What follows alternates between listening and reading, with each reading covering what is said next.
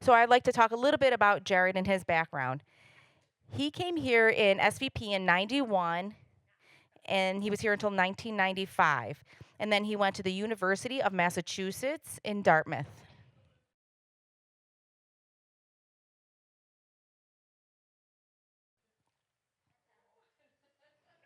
He's had a variety of experiences, and he'll share more in depth about those experiences. And he has been the CEO of different firms, and he was involved with strategic planning, property management, technical communication, and he oversees regulations in billing and rental prices, legal affairs, and he deals now with property management.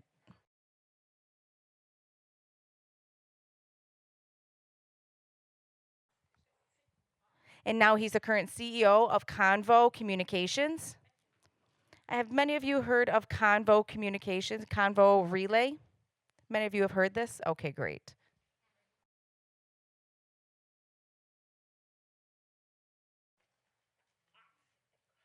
And it's interesting because he's trying to enhance the customer's experience, and I don't want to spill the beans, so I'll let him take it over from there. So without further ado, I'd like to welcome, and we're thrilled to have you here.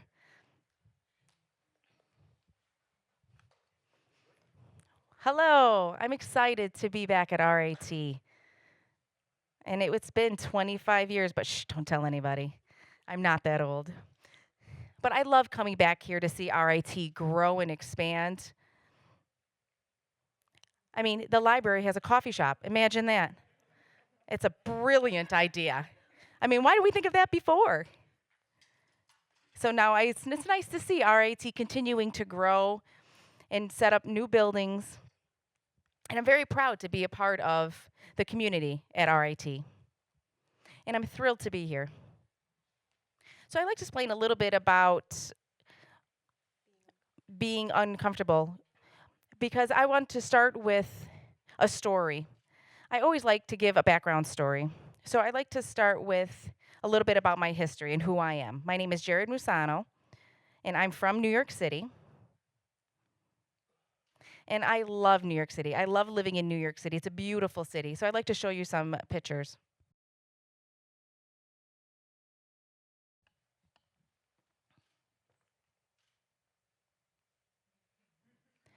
I love food and I love being around in New York City because there's different restaurants all over.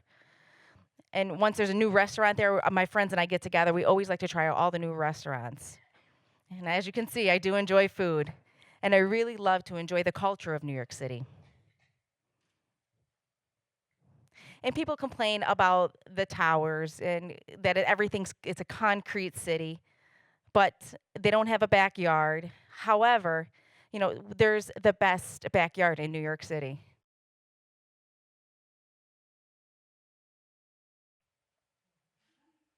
We have the largest backyard in New York City.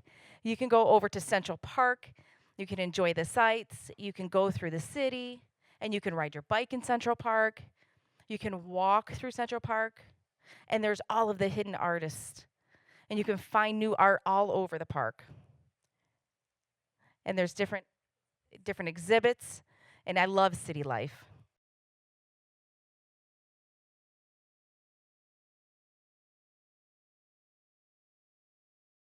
One of my favorite places in New York City is Battery Park City. I have 3 boys, Rogan, Gray, and Benji, and we love to go to the park and play. And there's lots of different things going on in the city. There's the sandbox that they can play in. There's the playgrounds. There's a water park. And it's completely beautiful. It's a great place for the family.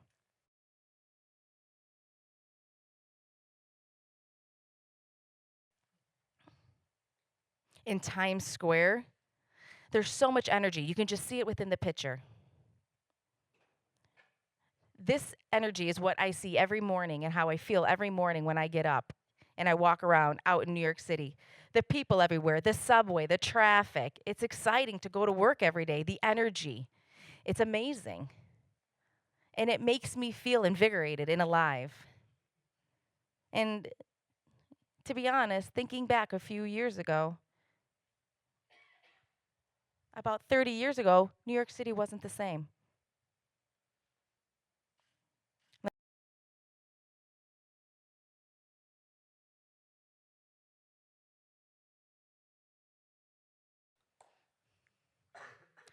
One Sunday morning,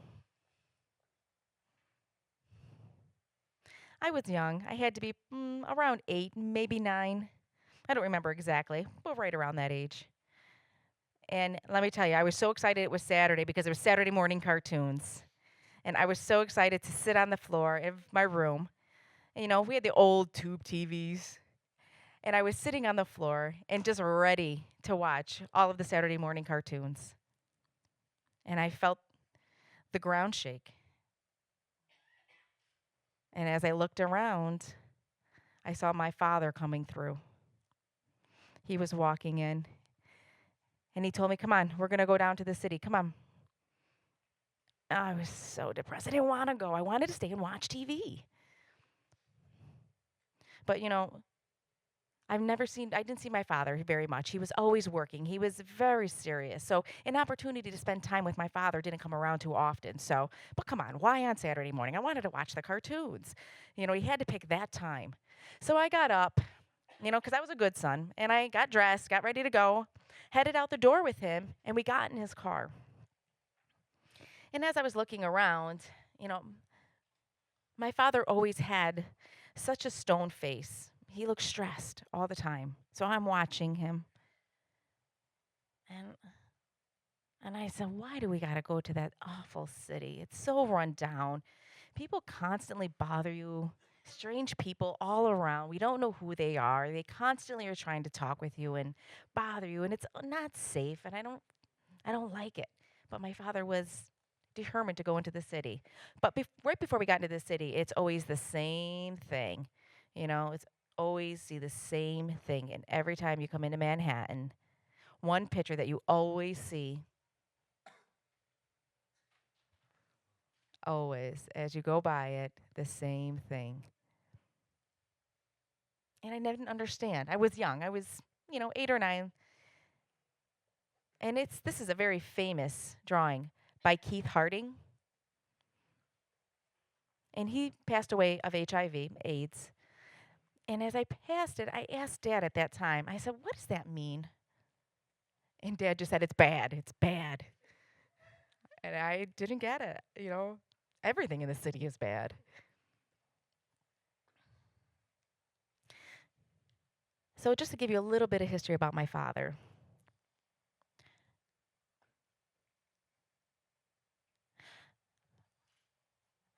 always said, "You don't want to work for another person. You always want to go off, do your own thing, be yourself."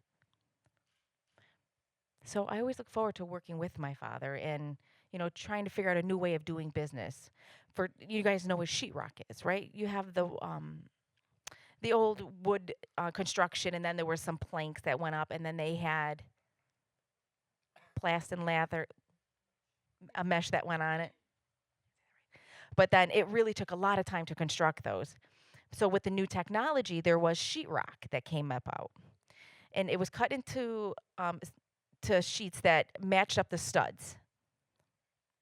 Now, my father was as skilled at taping those the sheetrock. So we decided to have the stilts built where he could stand up on the stilts that were of different heights. And my father would be on the high ones and he would be able to tape at those higher heights, and then you'd have the middle stilt that would go down to the middle heights, and then you could go on from there. And the time was cut in half, and people were amazed by it. They would sign him up for different contracts, and his company expanded rapidly. And in the construction business, that was great. But in Manhattan, there was more construction jobs that were happening in the city. And I said I wanted to be in Manhattan. But with the company growing at such a rapid rate, there was over 100 people in this business. My father was, so uncomfortable with trying to figure out, who would go where, who would go to what job, making sure that people would show up on time into the right jobs. He hated that part of it. It gave him a headache. You know, working with people for him was difficult. It gave him a headache. So he decided to bring on a partner, and I said that he wanted to sell the business to him. So he did so. He sold the business, and he sold it for cash plus cash from his under his mattress. He gathered it all together, and he bought his first building in Manhattan, and that was in Greenwich Village. It's back then it was very run down, but he struggled with those renovations and getting it up and running. And as he went through tough times with money, and he had to deal with the tenants who would pay or wouldn't pay. He had to deal with maintenance. If something broke or there was a leaking issue, who would pay the mortgage if the rent wasn't coming in. So every day he had to deal with this. So I saw my father struggle. Now looking back at that, watching him struggle, I realize I struggle in the same way, but in a different way.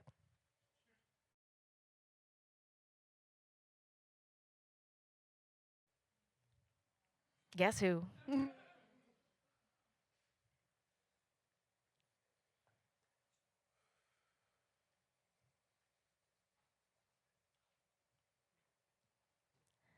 I went to a deaf school. And once my parents found out that I was deaf, I was about age 4, and they had no idea until that age. So they put me into a mainstream school in the beginning. However, I'm sorry, I went to the deaf school first. I was in Fanwood, and it just didn't work, with the teachers before, because at that time at Fanwood, they would be signing, but then at home they would just be speaking to me. So then when I go to school, they would be signing, and I couldn't improve on my skills because there was no practice at home to support that. So what I would do at home and the language I would use at school would be different. So, I wasn't successful. So I had to repeat the classes several times, and my parents refused. They knew that I was bright, and they argued for me. They ended up putting me into a mainstream program.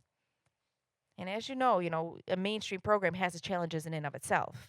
So going into that program, people already had established friends. And here I come in, a new kid, trying to communicate. I didn't make friends easily. I struggled. There wasn't an interpreter. And so I got through. And as I was going through that experience through school, one kid came to me and he told me, "You're fat. Perfect. You come play football." I said, "All right. Okay." So I ended up joining the football team. In joining that team, I realized, number one, that I loved football, but also that I loved the idea of football more. Because it takes 11 kids to work together as a team to achieve a goal. And that goal was to win the game through a strategic process and working together. And no one cared if you were white, black, purple, green, deaf. It didn't matter. At that moment, we were a team. And through sports, I made friends.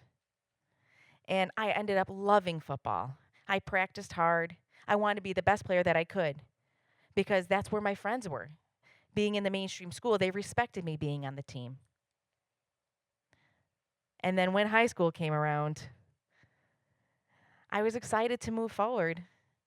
So I ended up joining the new football team, the high school team, but I couldn't get the physical exam, that the doctors would give. They would give the approval for the coach. They'd give me the approval so that I could give it to the coach and I could play. But again, at that school district at that time, they had put me in a new program, so it changed because I was in a different district. I was optimistic though. I said I can do this. I'll join the football team, and it'll solve all the issues like it did before. So as I went into the doctor's office to get that physical exam, I was optimistic and excited, and I was talking with him, and I was talking with him, using my speech and talking about football, and the doctor started talking with me. We had a great conversation. We talked for some time. And then he said, "Hey, I need to check your back. Do you mind just turning around?" So I did so, and as he turned around, he checked my back, and then he tapped me and he said, "Okay, you're all right, kid." And in that moment, I didn't even know what he said.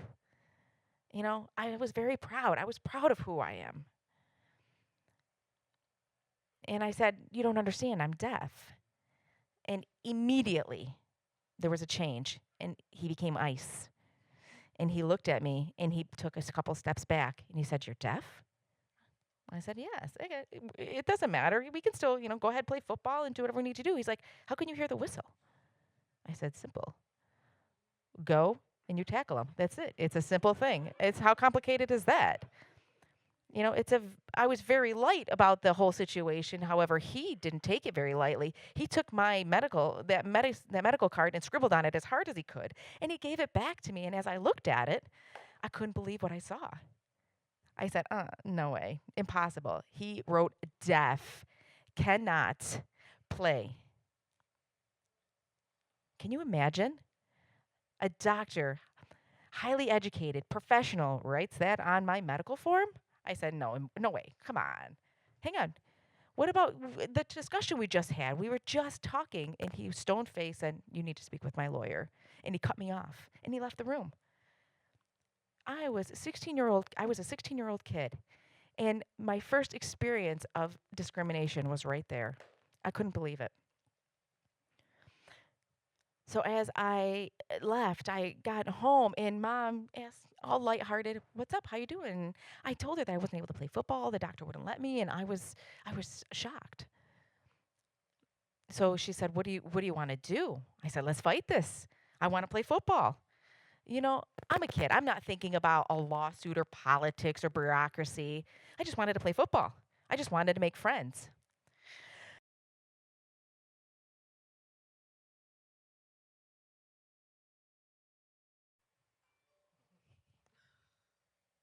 I had the option. I had an option in front of me.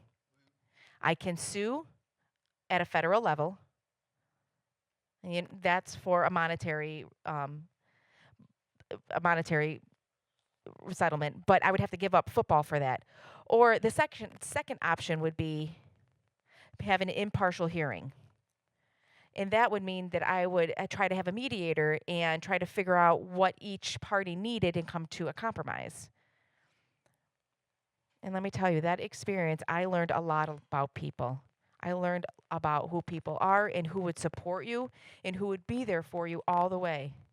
Someone would have a banner cheering me on, and they would help me through, and they would do it for me. However, in court, I sat there, and they said, "I don't recall. I don't recall. I don't know what they mean. I never said that." And on the paper, I lost that paper. The guy said he put my file on top of his car, and it blew away. He drove away and it blew away. Like my dog ate my homework. Come on. That's that kind of excuse. But for real, he said that. And I was looking at him, the teacher, the athletic directors, the faculty, the people with that level are coming with that kind of excuses. I was speechless. One thing I did was, boy, I knew I was on fire inside. I was burning up. I wasn't going to take this. I said, They are not going to take me down." So I went to every practice. I went to every game. I showed up for every practice. And as I showed up to practice, I would stand and warm up with the team, and then I would help. I would help run the plays. I was the decoy. Throughout practice, I would be the decoy. And when they got for contact, I would take a step back and I would let them play the contact game. And then I'd go in and help when I could.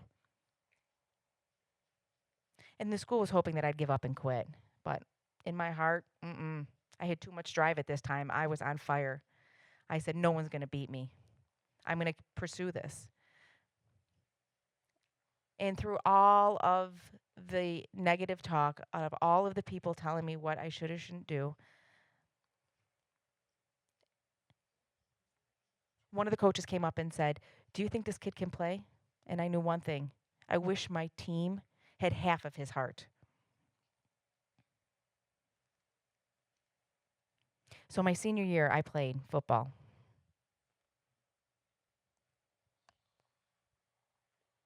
And once football was done, I came to RIT.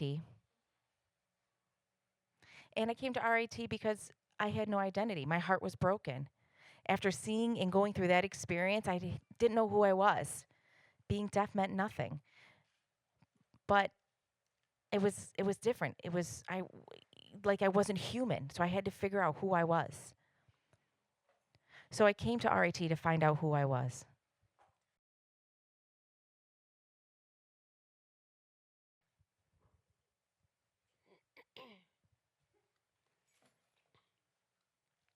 I can tell you one thing about RIT is I always had a smile on my face, that's for sure.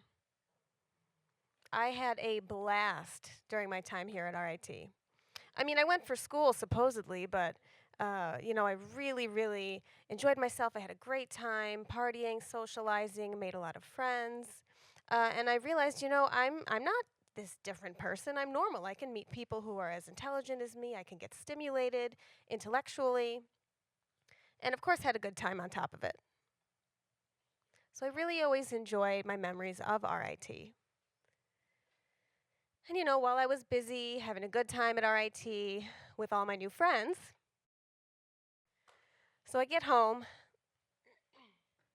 I knew that my grades were not the best, not as good as they could have been.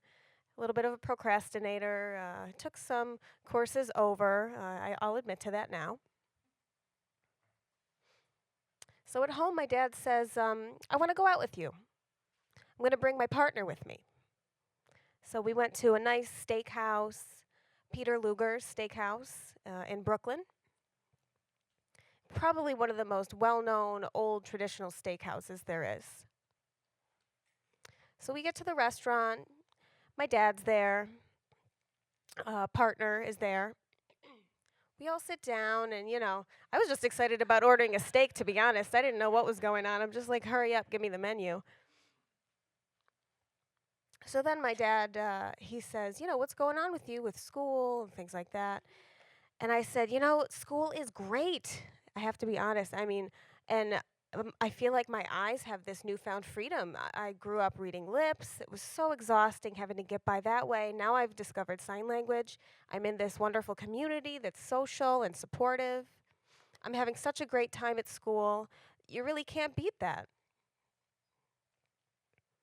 So my father's partner, who was there, said, yeah, that's the problem.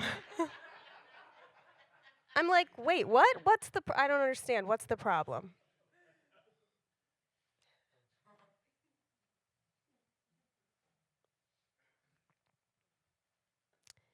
So my father's partner at that time, he said, when you were a young kid, I remember what you were like. Um, my parents survived through the Holocaust, this man was saying. They were a poor family. They never had much money. They always had trouble finding a job. Started to work when they were 8 years old, would go to restaurants, go to different places to work. They would just go ask anyone for a job. I'll sweep your floors, I'll do whatever, because they had to. They would steal food to feed their family if they had to. And from that day on, I vowed to never ever do that to my family. Growing up, I knew I was going to work hard, I was going to stay focused in order to be successful. I never ever wanted my children to have to steal to feed their parents or to feed their family. And at that time, I was kind of just like, okay, that's a real nice story, but I'm getting ready to go back to college and I'm not really absorbing much of this. So when it was time for the fun to end, we all have to graduate at some point, um, go back to work, back to the real world. So I went straight to work after that.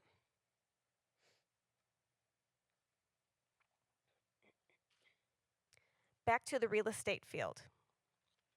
I was working in my father's company as a property manager.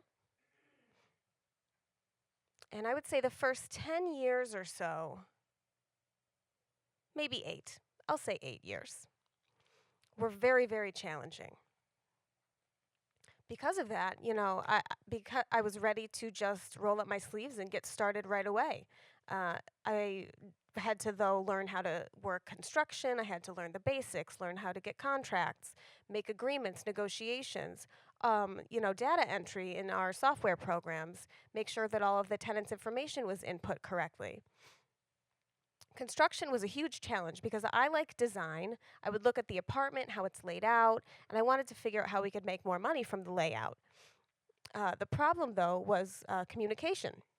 I would try to get in touch with the secretary and say, hey, could you call the plumber for me and tell them to meet me at this job site? And so just, tell them that I'll be there in 10 minutes and they'll meet me there in 10 minutes. So I would head out. I would arrive at the job site, just stand there, waiting around, waiting 5 minutes, 10 minutes for the plumber.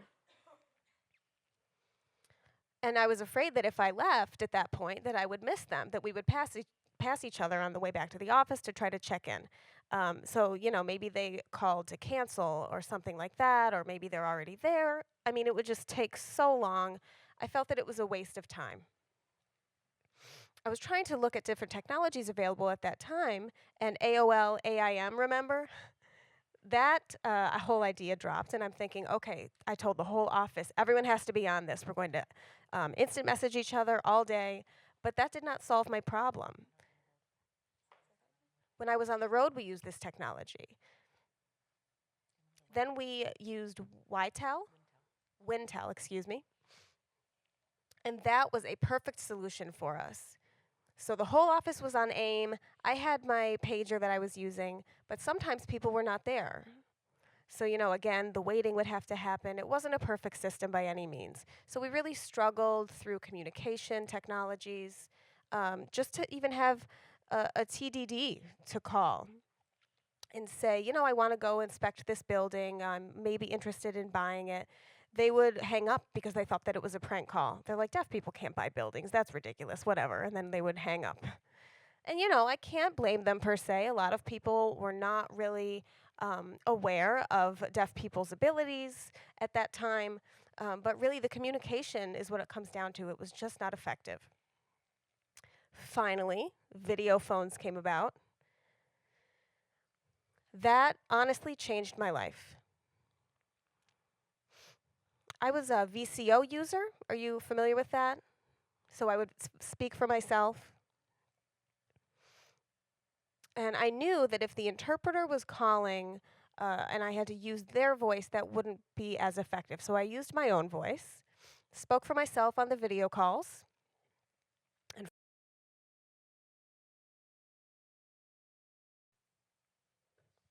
grew 4 different businesses. I started with my father's company, Liberty Enterprises.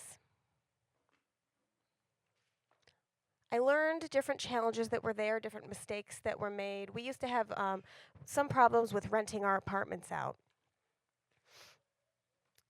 because we would have to sometimes bring people to court for not paying for 2 or 3 months in a row. So we would have to figure out how to solve that problem. At that point, we established Rent Manhattan, the second company. So that would screen out tenants. This was a screening tool for us. So after they were approved, because we screened them out, there was less problems for us later. There were 20 hearing people at that company, and myself and my brother-in-law were running Rent Manhattan. iBuilding Network is fairly new company. Decided recently to have all of my buildings outfitted with Wi-Fi services, to connect to secure cameras, the doorman. Most of you maybe have seen nice apartment buildings having doormen, but none of ours did. So it was very easy to just go into the building and use an elevator or go up the stairs, but we wanted to figure out how to solve this. So we had an electronic system where you would press a doorbell 3 times and that would automatically go to the person's phone. And they'd say, oh, we have a box ready for you. And then they'd say, okay, hold on, I'll come down and pick it up. Or, hey, could you drop it off right around the corner or something like that. So we would give the power to the tenant so that they could regulate and control the packages arriving and things like that. Infini, that was more of a resource company. We know that HR is expensive, finances are very expensive to manage, so splitting all of these together, instead we shared them between all of the companies and that reduced our costs, our operating costs.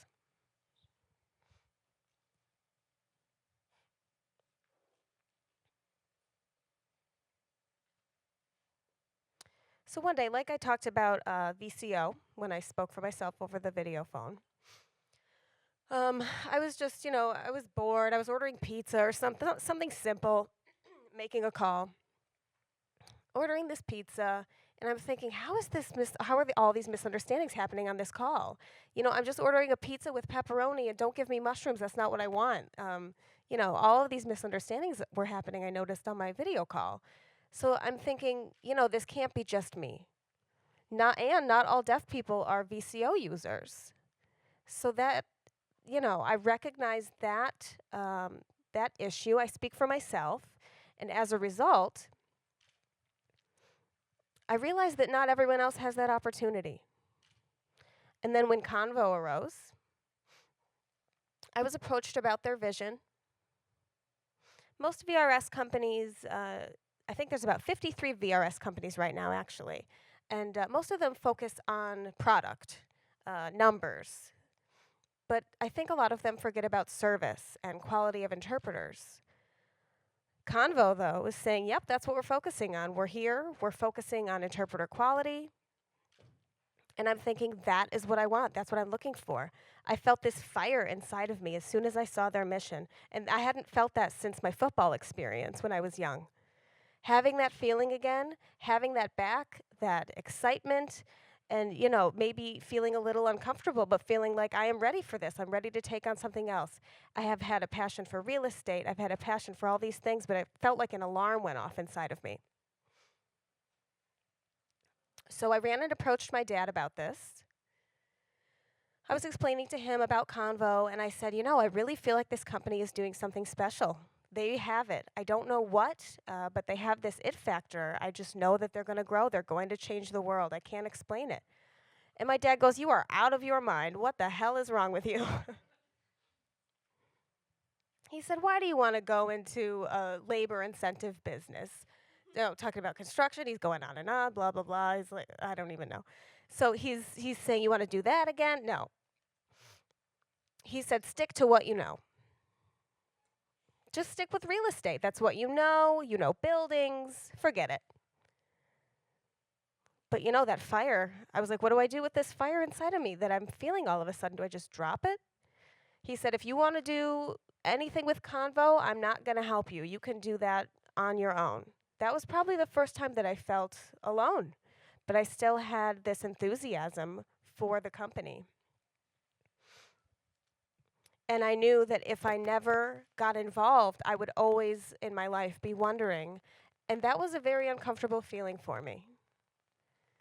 Something that I'm used to, something I've been doing. I could do real estate in my sleep. But Convo was totally new for me. VRS, interpreting, people, things like that I have not had experience with. It was a totally new venture for me.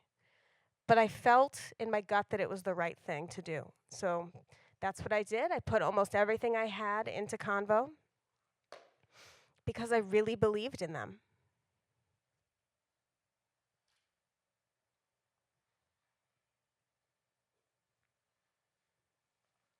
Today, we are the 4th largest company.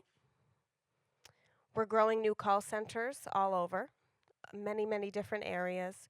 Rochester is going to soon be opening a new call center. We have one already with 6 seats. We're going to expand that to 15. And we'll also have 2 more call centers at the end of this year. We have a really great team.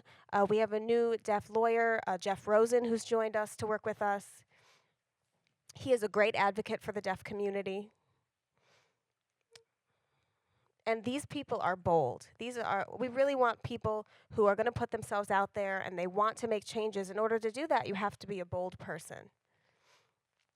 And now I feel very, very proud, I can say. So, just a funny short story about that. I was in a meeting with the bank, and they were giving us a line of credit, which means just things for business operations. The government pays, it's a 60-day time limit, and then we pay our employees. But sometimes we have to wait the 60 days for the funds to come through, but we have a line of credit ready from the bank in order to back us up and pay in case the monetary lines kind of get crossed. So the banker who we were meeting with actually was the president of the bank. And he's saying, Convo is doing really well. Look at these numbers. You have good call centers. You're giving us a great opportunity to grow because it's not, real estate is very easy, very numbers oriented. But Convo, people are involved, VRS, government contracts. It's a lot more complicated and a lot easier to scare banks away. So they were very supportive of us, which was great. So my father came in and saw the banker and goes, "Hey, what's up, Carl? How you doing? How are you doing? Oh, okay, you're here talking to my son. Okay, great." So he sat down and was explaining about the growth of the company and things like that. So this was very excited. The bank was very excited to work a deal with us.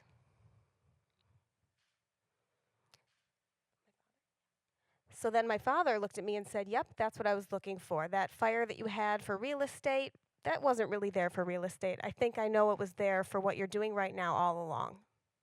So he understood. He got it. He understood what I meant at that moment. So then that inspired me even more.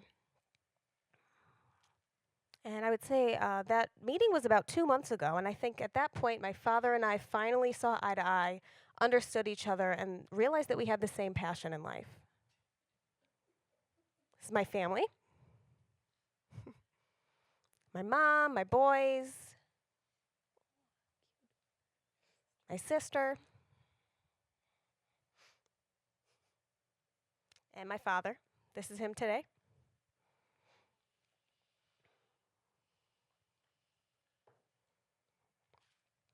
Now, I look back on all that I've done, and I think about my father driving in that car with that stone cold face, so quiet. He would just get up in the morning, silently get ready, go to work, come home, sit down, eat quietly. He was a man of few words.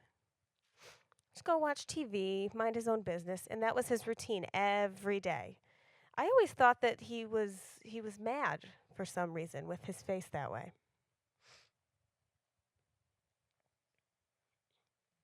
And to tell you the truth, he was uncomfortable. He wanted to provide for his family. He wanted to make a difference. He put his life in danger several times. Because, for example, how do you think you would collect rent back in those days? How would you collect rent back then? People did not really use checks. I mean, they did use checks before. But back then, people more used cash. So that means you would have to walk into each apartment, knock on each door, put your hand out and say, "You owe me for this month. You owe me for this month." You really can't go on the first of the month either, because that means that people are watching for you and they're ready there to rob you because they know what you're there for. And if they rob you, they take all that you have. You can't pay expenses. You can't pay your mortgage. You can't pay to support your family. You could lose the building that you're managing. He went through that stress every day. He would get home and just bottle it up. And that's why he kept that stone cold expression all the time. So today, I know sometimes in life we may feel uncomfortable and we have that passion there as well, but that means that we need to take risks in order to become successful. Sometimes we get too comfortable. I could think of a perfect example. Probably about 1,000 years ago, people were more hunters and gatherers back then. You know, before they had farms or anything like that, now it's so easy you can just pick something right out of a field. But 1,000 years ago, we didn't have that type of infrastructure. So consider hunters and gatherers. You would be looking for 2 weeks. Finally, you see this lone deer. And you know that you have to get that one deer because if I don't, I may not see another one for another 2 weeks. So what would happen to that hunter? His senses become very, very heightened at that moment. He sees the deer, his eyes open wide. He knows that he has to do his best under pressure at that moment because he was not comfortable. So now applying this to my father, the key to success is to be uncomfortable because that's going to push you to the next level. Thank you. I hope that you all enjoyed the lecture as much as I did.